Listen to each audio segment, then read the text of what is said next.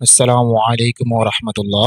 আজকে থেকে এসএসসি ও দাখিল ভোকেশনাল সিলেবাসের ইলেকট্রিক্যাল ডিপার্টমেন্টের ইলেকট্রিক্যাল মেইনটেনেন্স ওয়ার্ক ১ এর ধারাবাহিক টিউটোরিয়াল শুরু হতে যাচ্ছে। আজকে আমাদের প্রথম লেকচার। আজকে আমরা যে অধ্যায়টি বর্ণনা করব সেটি হলো প্রথম পত্রের প্রথম অধ্যায়, বিদ্যুৎ সম্পর্কিত প্রাথমিক ধারণা। এখান থেকে আমরা অণু কি, পরমাণু কি, পরমাণুর গঠন, ইলেকট্রন, প্রোটন ও নিউট্রনের বৈশিষ্ট্য ইত্যাদি সম্পর্কে জানতে পারবো। তাহলে চলে যাই মূল টপিকে।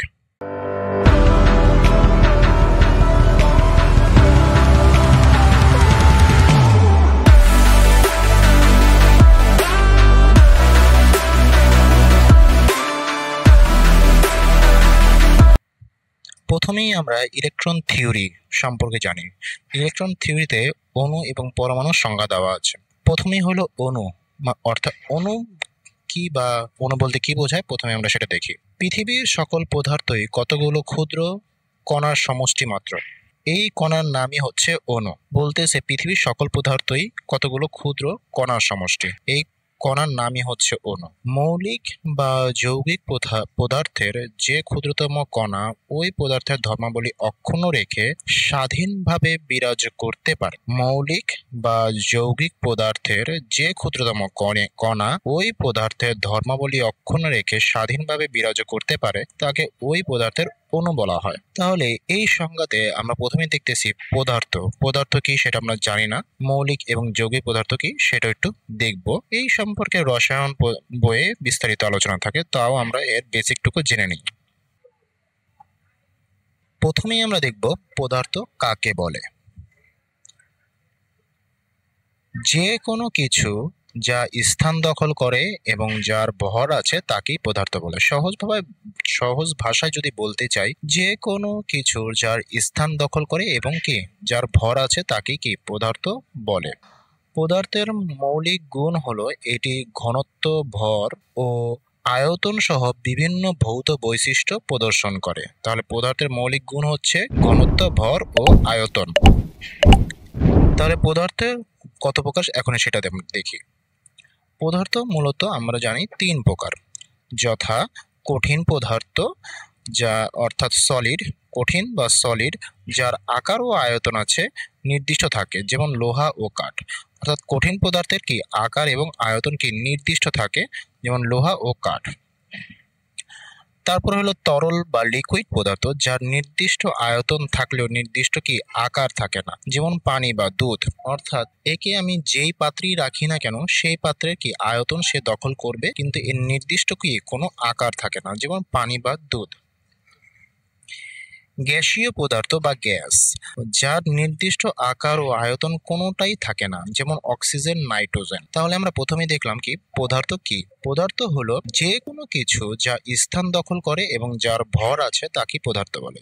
পদার্থের মৌলিক গুণ হলো এটি ঘনত্ব, ভর ও আয়তন সহ বিভিন্ন ভৌত বৈশিষ্ট্য প্রদর্শন করে। পদার্থ তিন প্রকার, কঠিন বা সলিড, তরল বা লিকুইড, গ্যাস বা গ্যাস ইংরেজিতে। কঠিন হলো যার আকার এবং আয়তন নির্দিষ্ট থাকে, লোহা, কাঠ। তরল হলো নির্দিষ্ট আয়তন থাকলেও কি আকার থাকে না, যেমন পানি ও দুধ। এবং গ্যাস হলো যার নির্দিষ্ট আকার ও আয়তন কোনোটাই থাকে না, যেমন অক্সিজেন ও নাইট্রোজেন। এবার আমরা দেখব মৌলিক পদার্থ বা এলিমেন্ট কি। যেসব পদার্থ শুধু এক ধরনের মৌলিক কণিকা বা পরমাণু দ্বারা গঠিত এবং রাসায়নিক বিক্রিয়ার মাধ্যমে অন্য কোনো সরল পদার্থে বিভক্ত করা যায় না তাকে মৌলিক পদার্থ বলে। অর্থাৎ এই ধরনের পদার্থ কি এক ধরনের কণিকা বা পরমাণু দ্বারা গঠিত এবং এদেরকে রাসায়নিক বিক্রিয়ার মাধ্যমে অন্য কোনো সরল পদার্থে কি করা যায় না, বিভক্ত করা যায় না, তাদেরকে মৌলিক পদার্থ বলে। তাহলে যেমন উদাহরণ আমরা যদি বলি, হাইড্রোজেন, অক্সিজেন, লোহা, স্বর্ণ, এগুলো হলো মৌলিক পদার্থ। এবার আমরা দেখব যৌগিক পদার্থ বা কম্পাউন্ড। যৌগিক পদার্থ বা কম্পাউন্ড,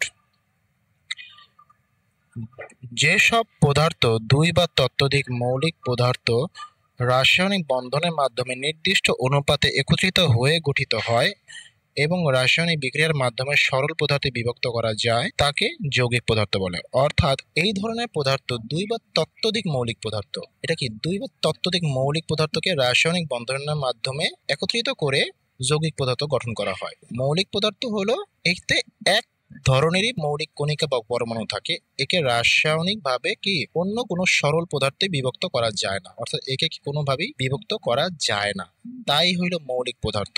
আর যৌগিক পদার্থ হলো দুই বা ততোধিক মৌলিক পদার্থকে রাসায়নিক বন্ধনের মাধ্যমে নির্দিষ্ট অনুপাতে একত্রিত হয়ে গঠিত হয় এবং রাসায়নিক বিক্রিয়ার মাধ্যমে কি সরল পদার্থে বিভক্ত করা যায়। যৌগিক পদার্থকে কি রাসায়নিক বিক্রিয়ার মাধ্যমে সরল পদার্থে বিভক্ত করা যায়, তাকে কি যৌগিক পদার্থ বলে। যেমন পানি, কার্বন ডাই অক্সাইড, লবণ।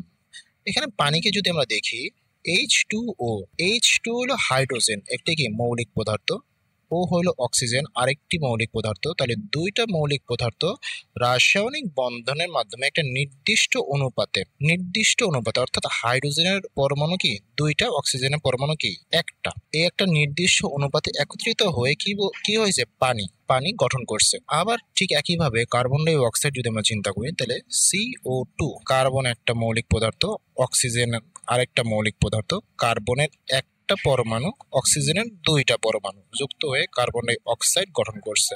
লবণ, সোডিয়াম ক্লোরাইড, এখানে সোডিয়াম Na হলো একটা মৌলিক পদার্থ, ক্লোরিন হলো আরেকটা মৌলিক পদার্থ Cl। তাহলে সোডিয়াম এবং ক্লোরাইড দুইটা একত্রিত হয়ে লবণ উৎপন্ন করছে। তাহলে সহজভাবে আমরা যদি বলি, মৌলিক পদার্থে শুধু একই ধরনের মৌলিক কণিকা বা পরমাণু থাকবে এবং একে কি রাসায়নিক বিক্রিয়ার মাধ্যমে কি সরল পদার্থে বিভক্ত করা যাবে না। আর যৌগিক পদার্থ হলো এক বা একাধিক মৌলিক পদার্থকে রাসায়নিক বন্ধনের মাধ্যমে নির্দিষ্ট অনুপাতে একত্রিত হয়ে গঠিত হয় এবং এদেরকে কি রাসায়নিক বিক্রিয়ার মাধ্যমে কি সরল পদার্থে বিভক্ত করা যায়। তাহলে এবার আমরা অণুর সংজ্ঞায় চলে আসি। প্রথমেই ছিল অণুর সংজ্ঞাটা প্রথমেই ছিল পৃথিবীর সকল পদার্থ কি কতগুলো ক্ষুদ্র কণার সমষ্টি মাত্র, অর্থাৎ প্রত্যেকটা পদার্থে ক্ষুদ্র ক্ষুদ্র কণার সমষ্টি। এই কণার নামই হচ্ছে অণু। মৌলিক বা যৌগিক পদার্থের যে ক্ষুদ্রতম কণা ওই পদার্থের ধর্মাবলী অক্ষুণ্ণ রেখে স্বাধীনভাবে বিরাজ করতে পারে, তাকে ওই পদার্থের অণু বলা হয়। অর্থাৎ সকল পদার্থই ক্ষুদ্র ক্ষুদ্র কণার সমষ্টি মাত্র, এই কণার নামই হচ্ছে কি অণু। মৌলিক বা যৌগিক পদার্থের যে ক্ষুদ্রতম কণা ওই পদার্থের ধর্মাবলী অক্ষুণ্ণ রেখে স্বাধীনভাবে বিরাজ করতে পারে, তাকে ওই পদার্থের অণু বলা হয়। অণুসমূহ কি খালি চোখে দেখা যায় না, মানে অণু এতই ছোট এবং এতই ক্ষুদ্র তাকে কি খালি চোখে দেখা যায় না। এবার আমরা পরমাণুর সংজ্ঞাটা দেখে নিই। অণুর ক্ষুদ্রতম কণার নামই হচ্ছে পরমাণু, অর্থাৎ অণুকে ভাঙলে তারও কি কিছু ক্ষুদ্রতম কণিকা পাওয়া যায়, এই ক্ষুদ্রতম কণাই হচ্ছে কি পরমাণু। কোন মৌলিক পদার্থের ক্ষুদ্রতম অংশ যার মধ্যে ওই মৌলের বৈশিষ্ট্য অক্ষুণ্ণ থাকে, যা স্বাধীনভাবে অবস্থান করতে পারে না কিন্তু রাসায়নিক বিক্রিয়ায় অংশগ্রহণ করতে পারে, তাকে ওই মৌলের পরমাণু বলা হয়। পরমাণু হচ্ছে অণুর ক্ষুদ্রতম কণিকা। কোন মৌলিক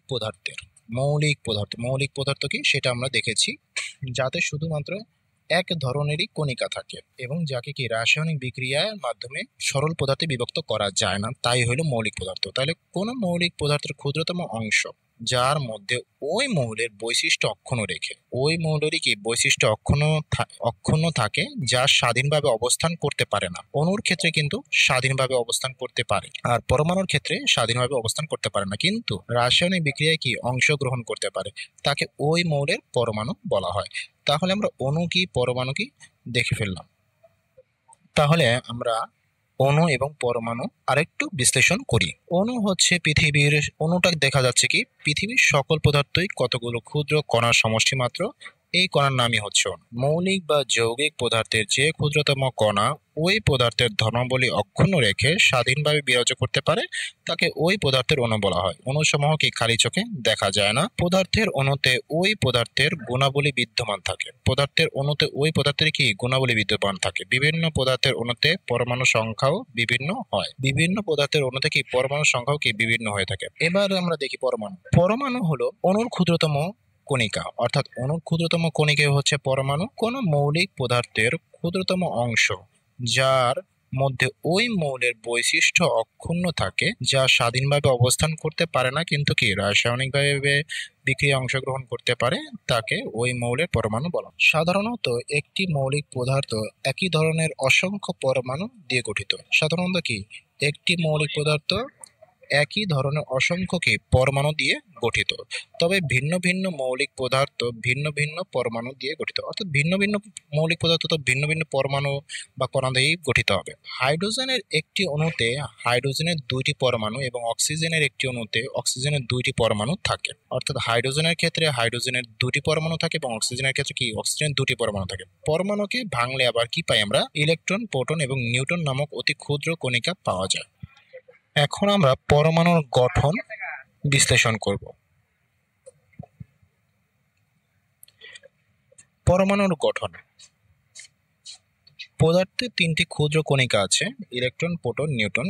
এটা একটু আগেই আমরা দেখলাম যে পদার্থকে ভাঙলে তিনটি কণিকা পাওয়া যায়, ইলেকট্রন, প্রোটন এবং কি নিউট্রন। পরমাণুর কণিকা সমূহের অবস্থান নিম্নে দেখানো হলো। প্রথমে আমরা একটা বৃত্ত দিয়ে দিই। এই বৃত্তটার নামই হচ্ছে কি নিউক্লিয়াস।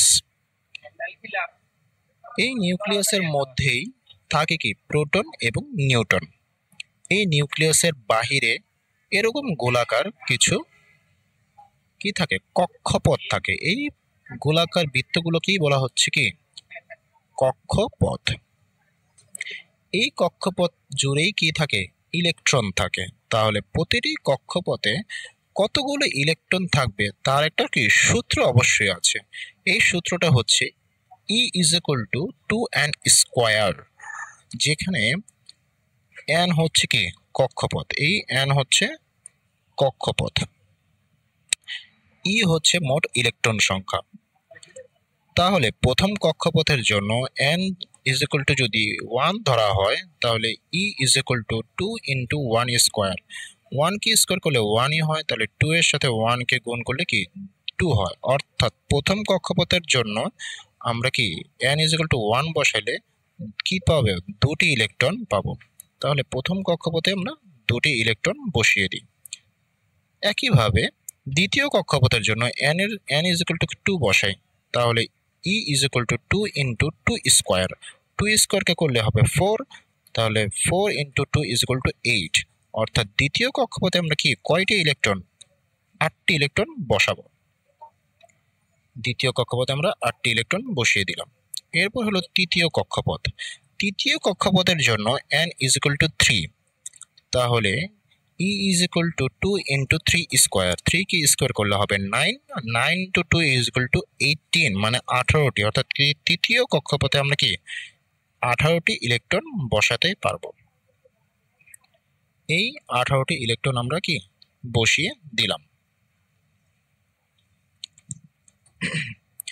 তবে এখানে লক্ষণীয় বিষয় হচ্ছে যে কোনো পরমাণুর সর্বশেষ কক্ষপথে 8টির বেশি ইলেকট্রন থাকবে না।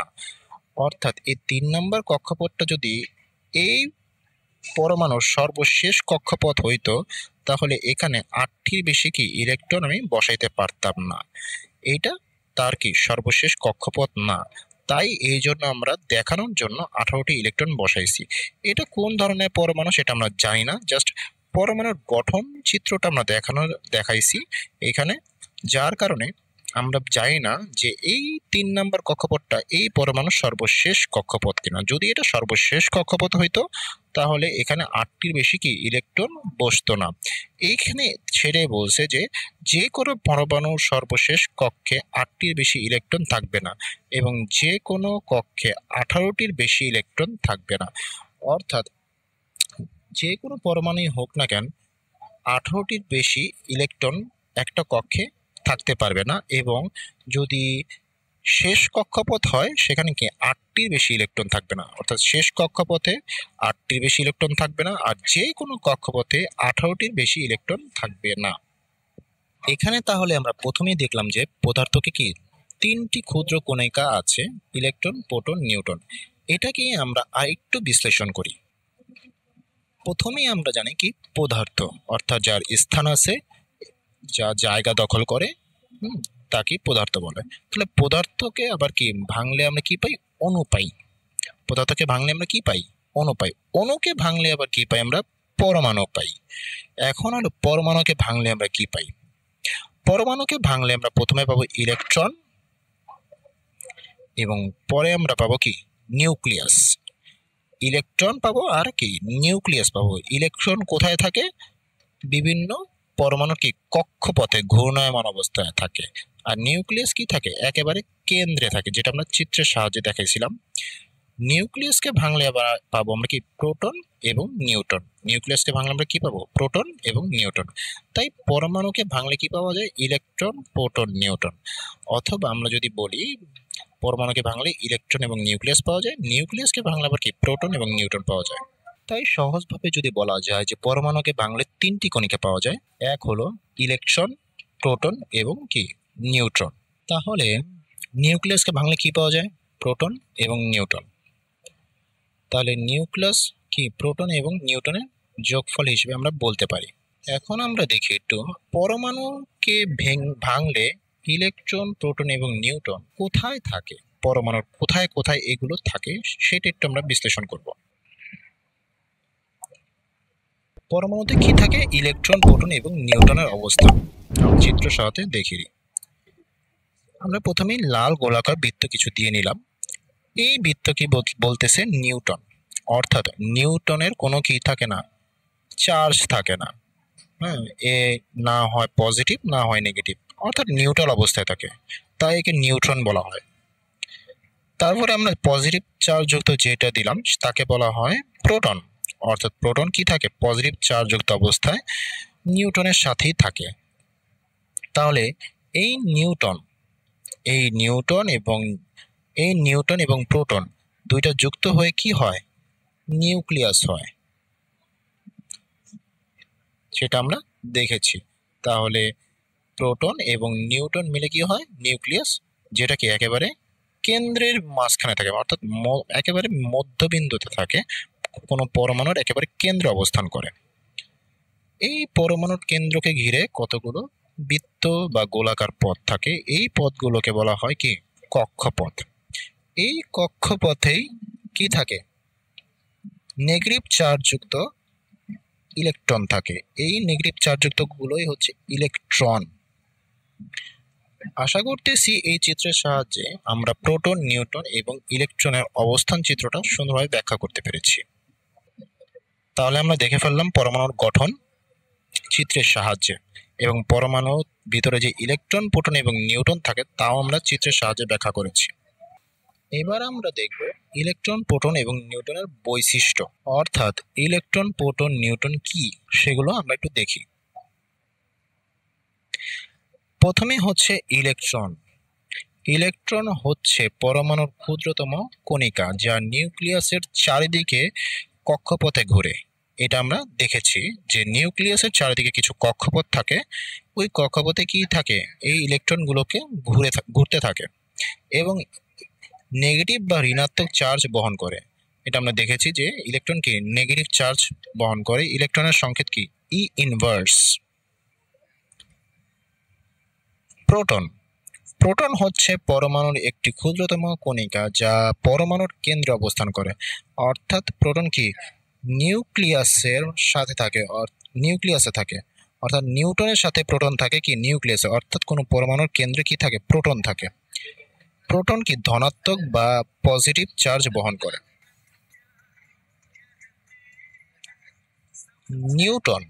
নিউটন হচ্ছে বিদ্যুৎ নিরপেক্ষ একটি ক্ষুদ্রতম কণিকা যা পরমাণুর কেন্দ্রে অবস্থান করে। আমরা দেখেছি যে নিউটন কি পরমাণুর কেন্দ্রে অবস্থান করে, এটি কি কোনো চার্জ বহন করে না। অর্থাৎ নিউট্রন চার্জ নিরপেক্ষ। অর্থাৎ কি নিউটনকে কি বলা হয়? চার্জ নিরপেক্ষ বলা হয়। তাহলে ইলেকট্রন হচ্ছে ঋণাত্মক চার্জ বহন করে এবং এটি কি নিউক্লিয়াসের কি চারিদিকে কক্ষপথে ঘুরে। প্রোটন হচ্ছে পরমাণুর কেন্দ্রে অবস্থান করে, এটি কি ধনাত্মক বা পজিটিভ চার্জ বহন করে। আর নিউট্রন হচ্ছে পরমাণুর কেন্দ্রে অবস্থান করে, কিন্তু এটি কি চার্জ নিরপেক্ষ, অর্থাৎ একে কোনো চার্জ বহন করে না।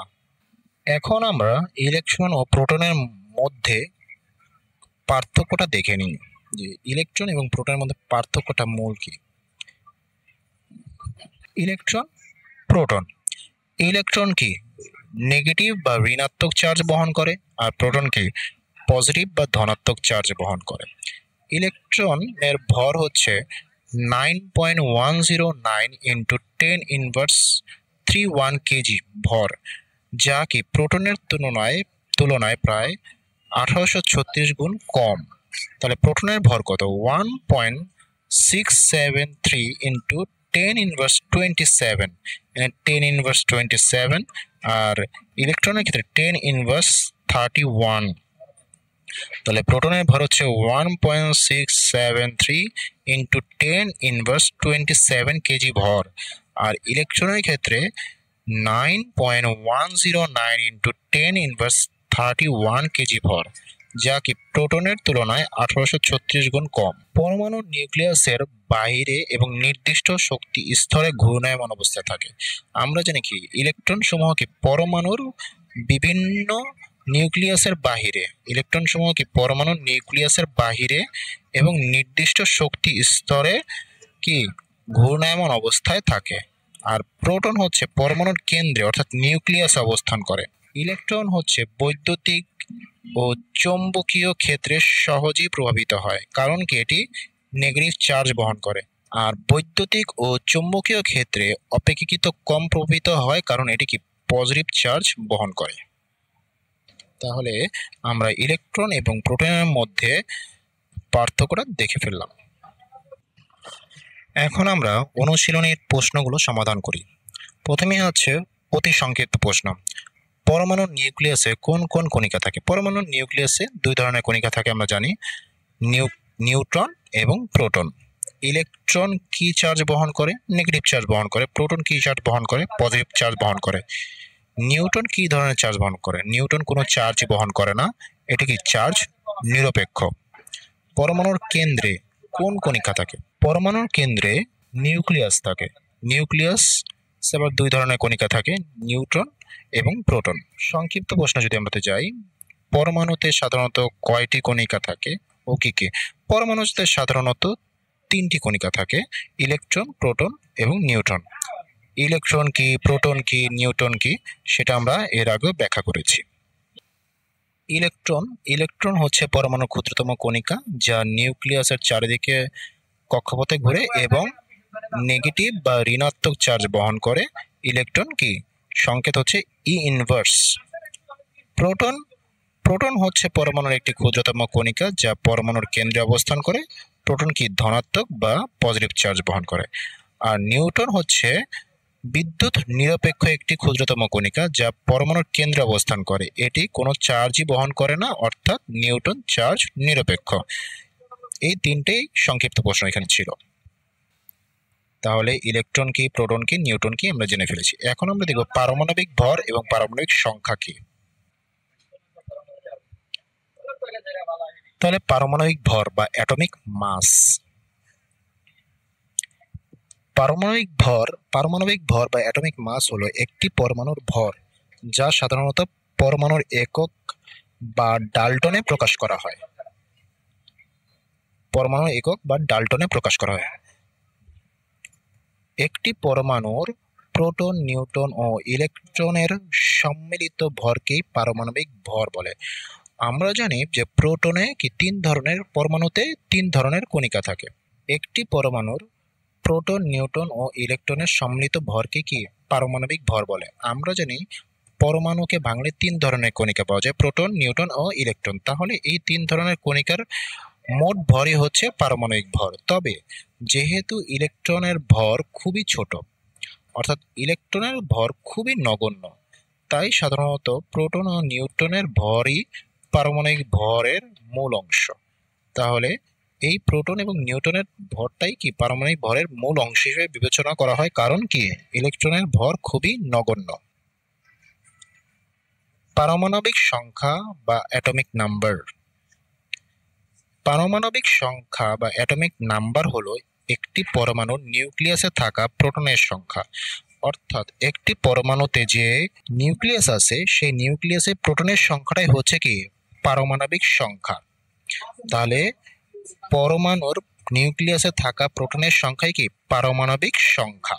এটি প্রতিটি মৌলের জন্য একটি স্বতন্ত্র সংখ্যা এবং এই সংখ্যাই মৌলের পরিচয় নির্ধারণ করে।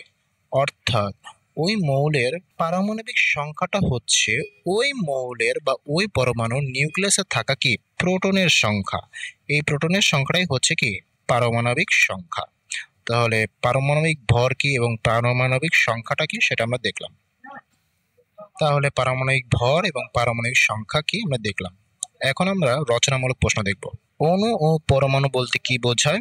পরমাণুতে ইলেকট্রন, প্রোটন ও নিউট্রনের অবস্থান চিত্র ব্যাখ্যা করো।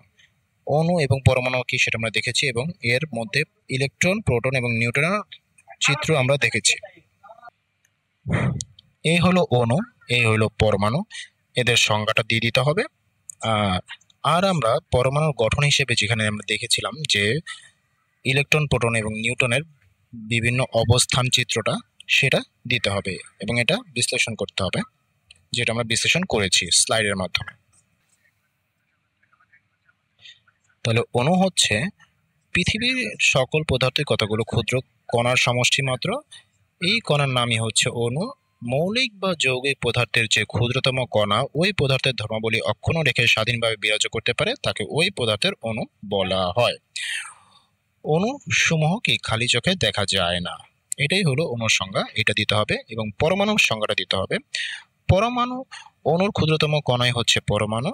কোনো মৌলিক পদার্থের ক্ষুদ্রতম অংশ যার মধ্যে ওই মৌলের বৈশিষ্ট্য অক্ষুণ্ণ থাকে, যা স্বাধীনভাবে অবস্থান করতে পারে না কিন্তু রাসায়নিক বিক্রিয়ায় অংশগ্রহণ করতে পারে, তাকে ওই মৌলের পরমাণু বলা হয়।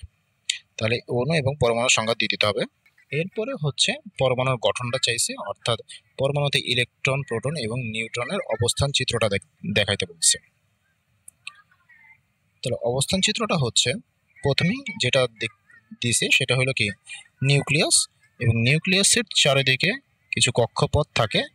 এই কক্ষপথে কতগুলো ইলেকট্রন বসবে সেটার একটা সূত্র আছে, সেটা হলো E=2n²। n হচ্ছে কক্ষপথ, E হচ্ছে মোট ইলেকট্রন সংখ্যা। তাহলে প্রথম কক্ষপথে যদি n=1 হয় তাহলে প্রথম কক্ষপথে কি 2টা ইলেকট্রন বসতেছে। দ্বিতীয় কক্ষপথে যদি n=2 হয় তাহলে 8টি ইলেকট্রন বসবে এবং তৃতীয় কক্ষপথে যদি n=3 হয় তাহলে কি 18টি ইলেকট্রন বসবে। এইটাই এই 1 নম্বর রচনামূলকে চাইছে। পরমাণু বলতে 2 নম্বর প্রশ্ন হচ্ছে পরমাণু বলতে কি বোঝায়? পরমাণুর ইলেকট্রন, প্রোটন ও নিউট্রনের বৈশিষ্ট্য বর্ণনা করো। প্রথম দিকে আছে পরমাণু। এই পরমাণু বলতে কি বোঝায় এখান থেকে পরমাণুর সংজ্ঞা দিয়ে দিলেই হবে। এবং পরবর্তীতে বলছে ইলেকট্রন, প্রোটন ও নিউট্রনের বৈশিষ্ট্য ব্যাখ্যা করতে। প্রথমে আছে হলো ইলেকট্রন। ইলেকট্রন হচ্ছে কি পরমাণুর ক্ষুদ্রতম কণিকা যা নিউক্লিয়াসের চারিদিকে কক্ষপথে ঘুরে এবং নেগেটিভ চার্জ বহন করে। এটা আমরা আগেই দেখেছি। ইলেকট্রনকে সংক্ষেপে কি E⁻² দ্বারা প্রকাশ করা হয়। ইলেকট্রনের ভর 9.1 × 10⁻³ কেজি। বিদ্যুৎ মাত্রা -4.8029 × 10⁻10 ESU, ইলেকট্রোস্ট্যাটিক ইউনিট বলা হয় এটাকে। এবং ব্যাসার্ধ হচ্ছে 1.4 × 10⁻15 মিটার প্রায়। প্রোটন। প্রোটন হচ্ছে পরমাণুর একটি ক্ষুদ্রতম কণিকা যা পরমাণুর কেন্দ্রে অবস্থান করে। প্রোটন ধনাত্মক চার্জ বহন করে যার ভর 1.673 × 10⁻27 কেজি। বিদ্যুৎ মাত্রা হচ্ছে পজিটিভ, যেহেতু এটা পজিটিভ চার্জ বহন করে, পজিটিভ 4.8029 × 10⁻10 ESU, ইলেকট্রোস্ট্যাটিক ইউনিট। ইলেকট্রনের ক্ষেত্রে বিদ্যুতের মাত্রা হচ্ছে নেগেটিভ, অর্থাৎ -4.08029 × 10⁻3। আর প্রোটনের ক্ষেত্রে হচ্ছে পজিটিভ বা প্লাস 4.8029 × 10⁻10। ভ্যালুটা একই আছে, বাট ইলেকট্রনের ক্ষেত্রে নেগেটিভ চিহ্ন এবং প্রোটনের ক্ষেত্রে কি পজিটিভ চিহ্ন। ব্যাসার্ধ হলো 1.4 × 10⁻15 মিটার। ব্যাসার্ধটা কিন্তু প্রায় কি দুইটার সেম, কিন্তু এখানে লক্ষণীয় বিষয় হচ্ছে ভরটা এক নয়। ইলেকট্রনের ভর হচ্ছে 9.1 × 10⁻31 কেজি আর প্রোটনের ভর হচ্ছে 1.673 × 10⁻27 কেজি। নিউটন। নিউটন হচ্ছে বিদ্যুৎ নিরপেক্ষ একটি ক্ষুদ্রতম কণিকা যা পরমাণুর কেন্দ্রে অবস্থান করে, অর্থাৎ নিউটন কোনো চার্জ বা বহন করে না। বিদ্যুৎ নিরপেক্ষ। এর ভর 1.673 ইন্টু 10⁻27 কেজি এবং ব্যাসার্ধ হচ্ছে 1.4 ইন্টু 10⁻15 মিটার প্রায়। এই যে ইলেকট্রন, প্রোটন এবং নিউট্রন, এই তিনটাই ব্যাখ্যা চাওয়া হয়েছে 2 নম্বর রচনামূলক প্রশ্নে। 3 নম্বর হচ্ছে অণু ও পরমাণুর মধ্যে পার্থক্য লিখো। তাহলে অণু এবং পরমাণুর মধ্যে পার্থক্য হলো, অণুর ইংরেজি নাম হচ্ছে মলিকুল এবং পরমাণুর ইংরেজি নাম হচ্ছে অ্যাটম। পার্থক্য: অণু সংজ্ঞা দিয়ে যদি চিন্তা করি তাহলে মৌলিক বা যৌগিক পদার্থের যে ক্ষুদ্রতম কণা ওই পদার্থের ধর্মাবলী অক্ষুণ্ণ রেখে স্বাধীনভাবে বিরাজ করতে পারে তাকে ওই পদার্থের অণু বলা হয়। আর অণুর ক্ষুদ্রতম কণিকা হচ্ছে পরমাণু। কোনো মৌলিক পদার্থের ক্ষুদ্রতম অংশ যার মধ্যে ওই মৌলের বৈশিষ্ট্য অক্ষুণ্ণ থাকে এবং যা স্বাধীনভাবে অবস্থান করতে পারে না কিন্তু রাসায়নিক বিক্রিয়ায় অংশগ্রহণ করতে পারে তাকে ওই মৌলের পরমাণু বলা হয়, যেটা আমরা এর আগেও দেখেছি। গঠনের ধরন হলো, অণুর ক্ষেত্রে এক বা একাধিক পরমাণুর সমন্বয়ে গঠিত হয় অণু, আর একক পরমাণু দ্বারাই গঠিত হয় পরমাণু। অর্থাৎ পরমাণু একক পরমাণু দ্বারা গঠিত হয় আর অণু এক বা একাধিক পরমাণু দিয়ে গঠিত হয়। স্থিতিশীলতা: অধিকাংশ অণু স্থিতিশীল এবং স্বাধীনভাবে থাকতে পারে, আর পরমাণু হচ্ছে কিছু একক পরমাণু স্বাধীনভাবে থাকতে পারে যেমন নিষ্ক্রিয় গ্যাস সমূহ, তবে অধিকাংশ পরমাণু একা স্থিতিশীল নয়। রাসায়নিক বৈশিষ্ট্য: অণু এটি রাসায়নিক যৌগ বা মৌলিক গ্যাসীয় অবস্থায় থাকতে পারে। অণুটা হচ্ছে রাসায়নিক যৌগ বা মৌলিক গ্যাসীয় অবস্থায় থাকতে পারে। আর পরমাণু হচ্ছে মৌলিক কণার একক যা রাসায়নিক বন্ধন তৈরি করতে পারে। মৌলিক কণিকার একক যা রাসায়নিক বন্ধন তৈরি করতে পারে। উদাহরণ হচ্ছে অণুর ক্ষেত্রে পানি, oxygen gas, carbon die oxide ইত্যাদি। আর পরমাণুর ক্ষেত্রে হাইড্রোজেন, অক্সিজেন, কার্বন ইত্যাদি। তাহলে আমরা অণু এবং পরমাণুর মধ্যে পার্থক্য দেখে ফেললাম। Thanks for watching. ভিডিওটি যদি ভালো লেগে থাকে তাহলে লাইক দিন, কমেন্ট করুন এবং বন্ধুদের সঙ্গে শেয়ার করুন।